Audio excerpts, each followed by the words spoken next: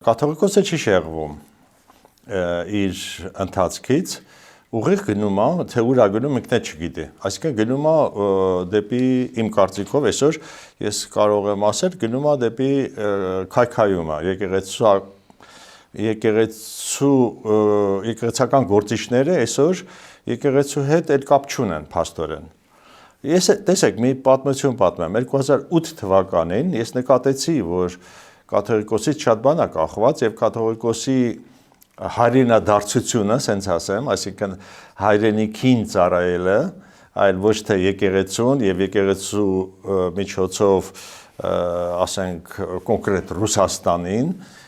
ծառայելը ես նկատել էի եւ 2008 թվականին հատուկ քանդակ եմ արել, որը կոչվում է Մխիթարիչի գալուստը։ Մխիթարիչի գալուստը դա Սուրբ Հոգու գալուստն է։ Եվ արեցի եւ մի օրինակը նվիրեցի կաթողիկոսին, հենց կաթողիկոսարանում անձամբ կաթողիկոսին նվիրեցի հանդիպել եք, զրուցել եք 2008 թվականին, որտեղ ես տեսա, որ պետքա ինքը քայլ անի, ինքը պետքա հոգեվոր կյանքին ուշադրություն դարձնի, այսինքն Սուրբ Հոգին լուսավորի իր հոգին։ Սա էր իմ նպատակը, որ ես նվիրեցի քանդակը, որ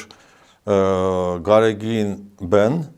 լուսավորվի Սուրբ Հոգով, որտեղ ես տեսնում եմ, որ այս մարդը լուսավորված չի Սուրբ Հոգով,